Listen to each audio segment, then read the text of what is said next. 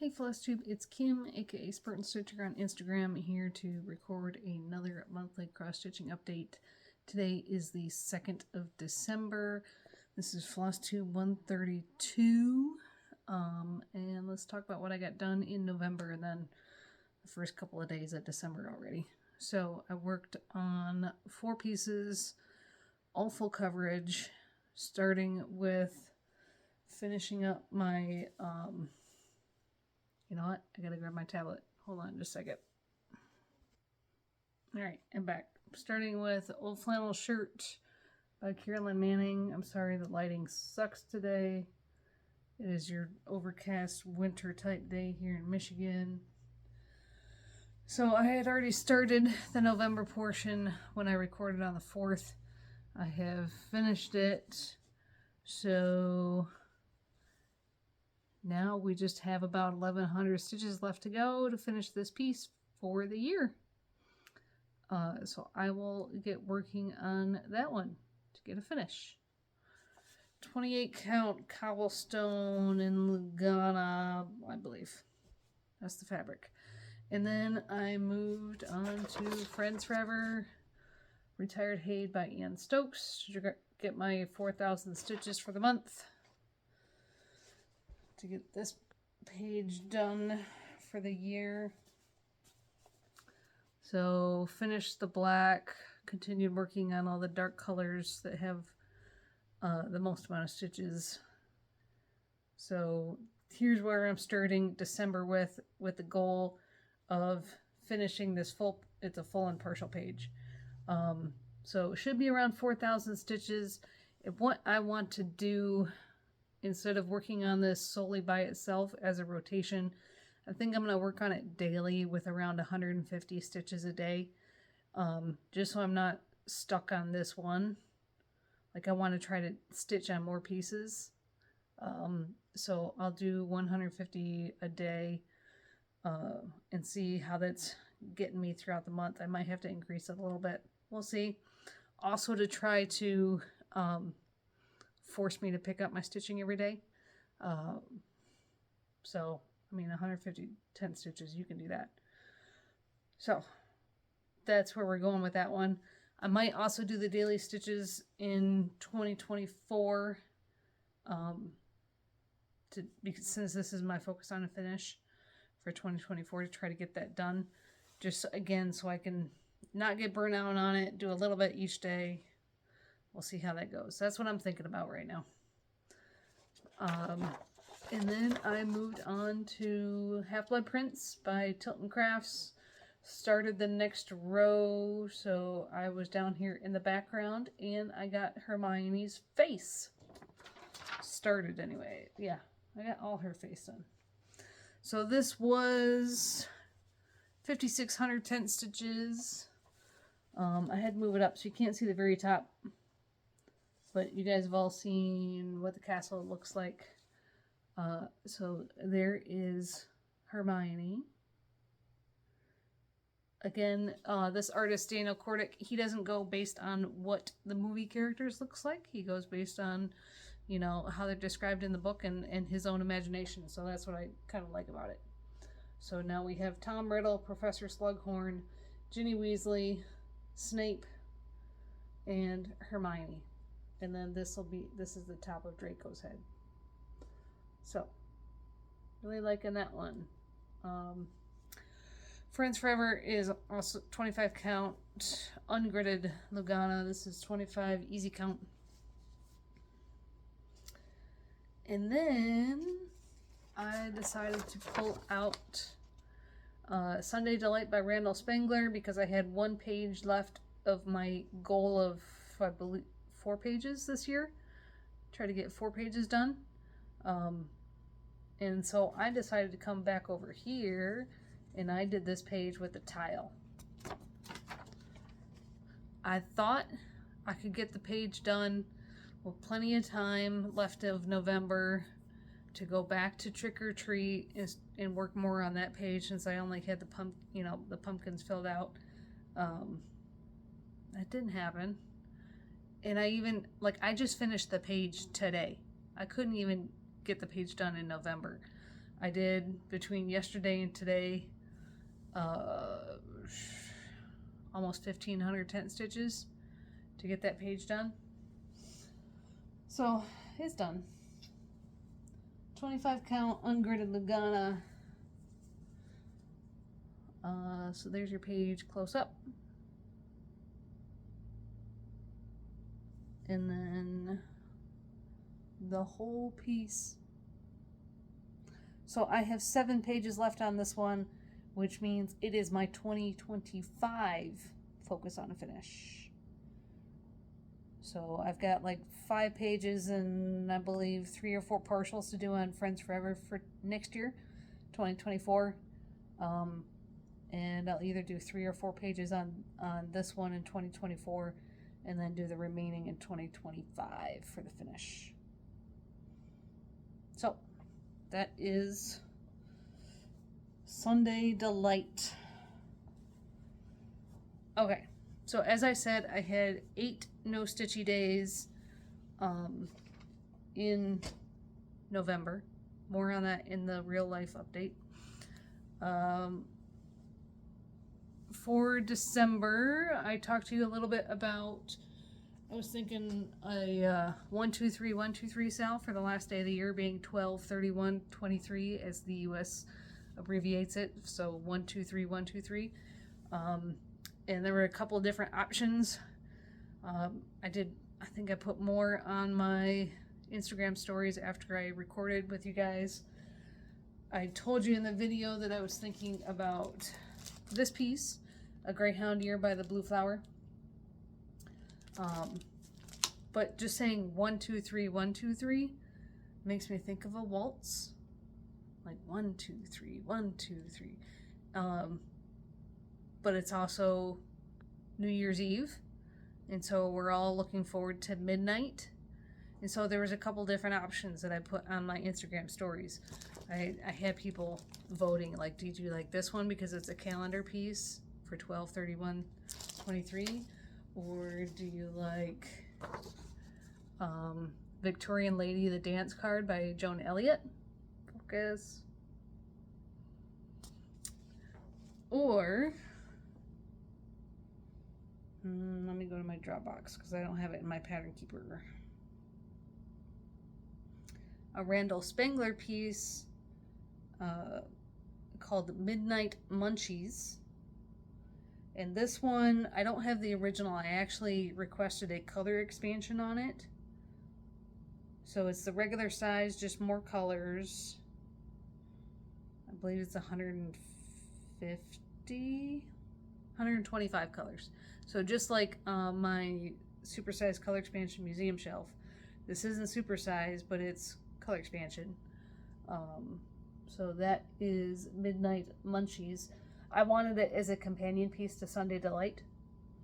But, you know, it's got the clock there. Midnight Munchies. New Year's Eve. Like, it all makes sense. The winner was... I think it was this one. The winner was this one, but then there was like 27% voted for the other two as well. And of course, I like all 3 of them. So here's what I'm gonna do. 1-2-3-1-2-3 Sal. So New Year's Eve start, Victorian Lady. New Year, new start, Greyhound Year. Calendar. We're starting a new year. Might as well, right? I'm gonna stitch these as separate pieces, not on one piece.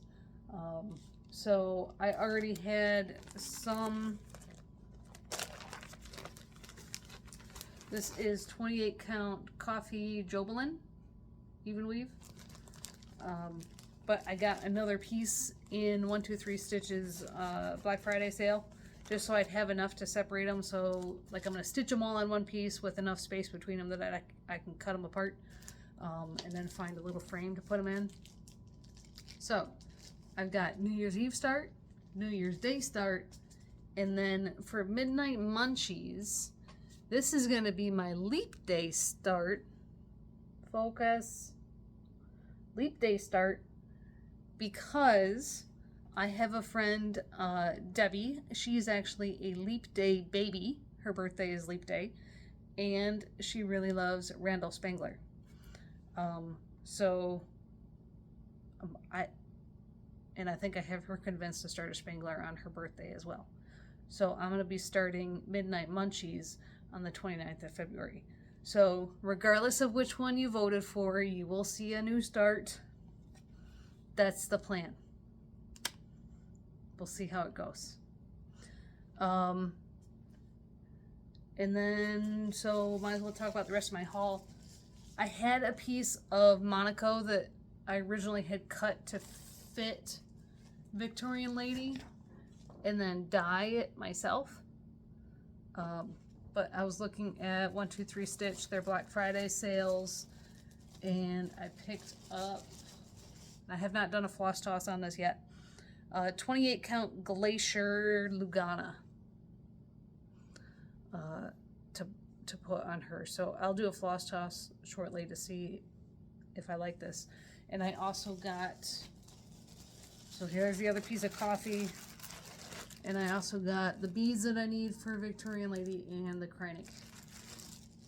So that's my haul. Just gearing up for those no starts. I already have easy count to start Midnight Munchies. So we're good there. And that's really it from my stitchy content. I talked last video about wanting to monetize my channel just because YouTube is putting ads on it anyways, and I wanted to make the money rather than them, even though I'm not really interested in making money. And right, like I thought it was going to take me through the end of the year to hit that 3,000 watch hours, but I hit it, and right as I hit that, or right after I hit, no, right before I hit that mark, YouTube changed their requirement to monetize. You have to have so many subscribers, or now 4,000 watch hours instead of 3,000 within the last 365 days. I don't think I'm ever going to hit that if I'm only making videos once a month that, you know, are about 18 minutes long. But we'll see. I guess YouTube's going to keep putting ads and making their own money on my videos if I can't hit that. It's not the end of the world. Just kind of, you know, irritated me for a bit. So go ahead and skip through the ads if you can, because I'm not making anything on them. So, real life update. I am no longer working for Penske. I kind of alluded to this my last video, but I didn't have anything absolutely for certain yet that I could say. So the 10th of November was my last day with Penske. I am now working in my hometown, so no longer have a 50-mile commute to another city to work. So I'm only driving 5 miles. I have a 1-hour lunch break, so I can actually drive home for lunch and eat with Hopper or eat with the girls if it's like it's been the end of their trimester, so they've had some half days for parent-teacher conferences and stuff, so I've been able to eat with them a couple of times, and then come home earlier in the evening than I was because I don't have that 50-minute commute. So I have a new job. Everybody there is really nice. I am working as a service advisor at a car dealership. Pretty much, so when you take your car there, you talk to the person, you tell them why you're bringing your car, what you want done to it, and they are your point of contact. You know, they're writing up the repair order. They're walking you through it. If you drop your car off, they're the ones that call you back and say, this is what we're doing, or this is what we found. Do I have your approval to you know, go forward with repairs? Or calling them back saying, hey, your car is ready. That's me. That's what I'm doing now. At this car dealership, it's not their only dealership that the owners have. They have about 5 of them throughout the state of Michigan. And they always start everyone as a service advisor and then promote from within. So I'm actually replacing someone who was just promoted to assistant manager, service manager. And I told him straight off, like, I totally see myself progressing and aiming for that service manager role. I shadowed for about 3 days, just watching them and learning their systems. Obviously, I knew I knew the process, but I needed to know their quirks for their systems and how to rate things up, because everybody uses a different software system, obviously. So back it up. So the 10th was my last day with Penske. I took a week off because I had 9 days PTO to use with Penske. So I took 5 of those, sold the rest, and then started with the dealership the Monday before Thanksgiving. So trained those 3 days, had Thanksgiving off, worked the Friday, which was actually weird because if you think about it, lots of people travel for Thanksgiving. And what do you want to do before you travel? You want to make sure your car is good to go, whether it's getting an oil change or getting something fixed that you've been putting off.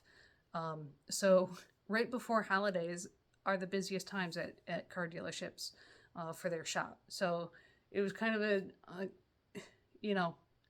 not really throwing me into the deep end because I was shadowing the first 3 days, but it was very busy. So it was hard to, a little challenging to pick things up with as many people that were coming and going. But everyone there, like I said, is really nice. Both the, the technicians, the advisors, service managers. I like it. They've got a cafe right there if I can't go home. This past week, I actually had them work on my truck. So while they were working on mine, I was able to eat lunch right there. Yeah, so everything's good to go. I am still in touch with people in Penske, both here in my hometown at the shop where I started to learn at, and then the Star Shop in the other town that I was driving to every day. Things are not going well, but I knew that. That's why I was leaving, because it was a sinking ship. But if there's any way I can help them, give them information that I wasn't able to give before I left, or if something comes up, I'm still there. They have my number to reach me if they have any questions. I'm still in touch with my guys, the techs that were laid off. Everyone there is doing well. So that's what it is. And then let's see what else happened.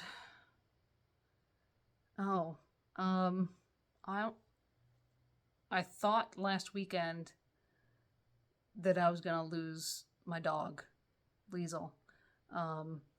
It was Saturday. She was doing fine. We were putting up Christmas decorations, got a Christmas tree, put up the tree, started making dinner, and all of a sudden my girls said, she hurt her foot or something, and I heard her yelp. And as a hunting trained dog, she's been, before we got her, she was trained never to vocalize unless she's startled or hurt. So she doesn't bark, she doesn't whine, none of that. And I, poked my head around the kitchen doorway, and I saw her kind of holding up her left hind leg, and she couldn't really walk on it. And I was just going to let her lay there by the girls and, figure out what was going on. But then she started heaving like she was going to throw up. So I helped her to the kitchen floor, it's linoleum instead of throwing up on carpet. She didn't throw up, and she progressively, over a course of like a minute and a half, she got worse. And I looked at her, and her eyes were doing weird things, and she was tilting her head and kind of holding it back like this, and I thought for sure she was having a seizure. So I just kind of let her be, and I talked to her, and the girl stayed away, and there's a couple minutes where she didn't really respond to me, but there's nothing you can do during a seizure. You can just kind of support them, and I was right there with her. And then gradually she started, wagging her tail as I was talking to her again. But in the corner of her eye, she had blood in the white part of her eye. and her eyes were going different directions. I had tried to get her up at one point, but she had lost control of both hind legs. Like, she couldn't use them at all. So I just let her sit there. My only experience with seizures is that my oldest daughter, when she was about 1.5 years old, she had a febrile seizure, which is when your fever strikes really quickly. And one of the things I remember that, of course, we took her to the emergency room. One of the things they told me is it takes about 45 minutes after a seizure for the brain to kind of reboot. So I just let her lay there on the kitchen floor. We ate dinner. You know, I was sitting less than 4 feet from her, just keep an eye on her. And she recovered. She was able to walk, but she didn't completely have her balance. Or, like, didn't have her balance quite a bit. She was drifting to the right and circling to the left. Her eyes were going in different directions. So, you know, of course, Googling things on the internet, and took her out. She was able to do her business. She ate just fine.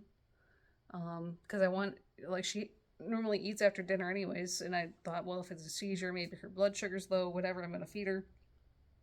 She ate, she drank, just kind of had to help her to guide her because she couldn't balance. Her bowls are right next to Hopper's cage, and at one point she kind of stumbled and hit his cage and scared Hopper, so I just kind of stood there and supported her while she ate. And so that was a really long night because she was constantly going, just smacking her lips, and she wouldn't get up and lay herself back down. So I was helping her and took her out a couple of times. And by like 6 o'clock Sunday morning, I was like, I can't do this.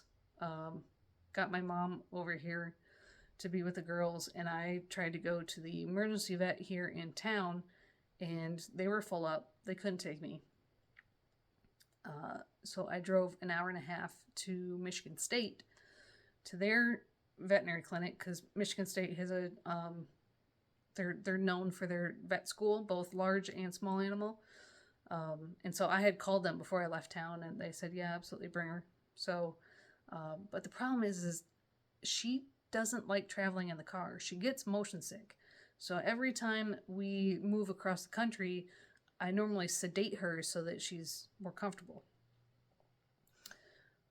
And I hadn't fed her breakfast because I didn't know what, the emergency vet would want to do. So I didn't feed her breakfast.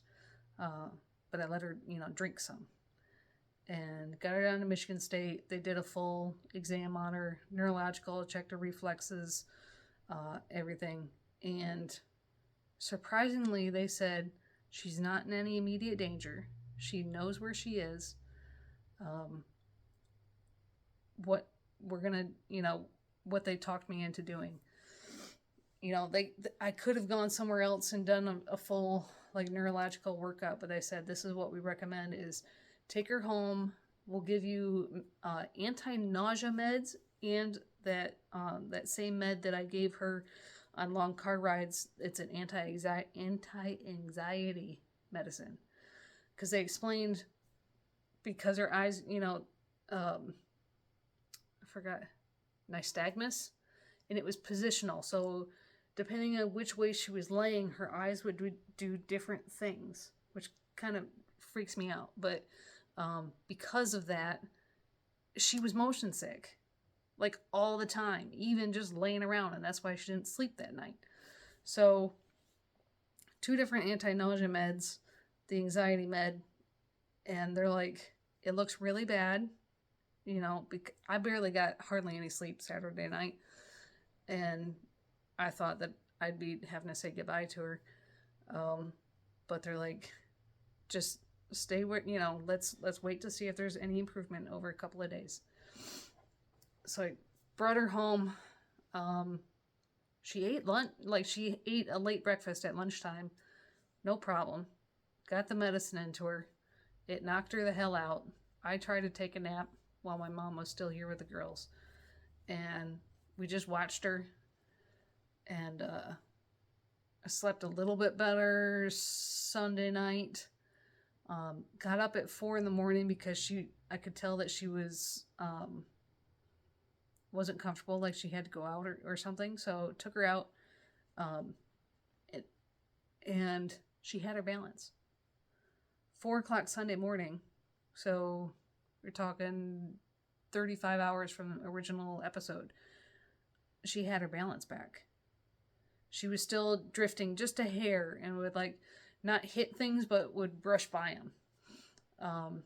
But she had her balance back. And so I was able to go to work Monday, leaving Liesl with my mom. And actually I was able to focus on work because I knew she was getting better. So called my vet here in town. The reason she was uncomfortable and had to go out at 4 o'clock in the morning is because one of the side effects of the meds is that she had diarrhea. So, at least I was happy that her system was working because she had gone about 24 hours without pooping. So, yeah. So she got better, talked to my vet on Monday. They said stop the anti-nausea meds if she's already feeling better. And by that time, one of the meds is every 24 hours. We had already given her, that's the one that gives her diarrhea. And we had already given it to her on Monday. So it took a little bit to get that through her system. Now she's better. She's trotting around. She'll pick up a toy, not really play too much. But now she's sleeping through the night, but she's drinking a lot of water and having to pee more often. So now I feel like I have to take her to the vet to see if her kidneys are okay or if she has a UTI. So that'll probably happen this week, to check her out for that. Because she's not eating with complete gusto like she used to, but she's still a whole lot happier than she was compared to a week ago. Yeah, so it's been a quite the November. Anyways, those 8 non-stitching days in November, 5 of those were when I was still with Penske. So only 3 have been since then. One of them I was too tired after she was sick. And then I had a migraine. So that was two of the nights I didn't stitch after work. So I'm hoping by trying to stitch daily on Friends Forever, it'll at least motivate me to pick up my stitching every day, rather than, scroll social media or whatever. So things are looking up as long as my dog gets better. In that week off that I had between jobs, I was able to ride Spencer once. I had to clean my tack because it was moldy, just because it's been so wet of a fall out here and I wasn't using it and it got moldy, so I cleaned that off. But we are ready for Christmas. Girls are excited, ready to see what Christmas and 2024 brings. So I will see you guys either New Year's Eve, New Year's Day-ish. I don't even know what day of the week those are. I get Christmas off, obviously. The only bad thing about the new job is for your first year, you don't get any paid days off except for the 5 holidays. So New Year's Eve is a Sunday, so I'll probably record my whip parade on New Year's Eve. We'll see if I have started Victorian Lady at that point or not. So we'll talk more about 2024 plans in the whip parade. I hope everybody has a great December, and we'll see you later this month. Bye, guys.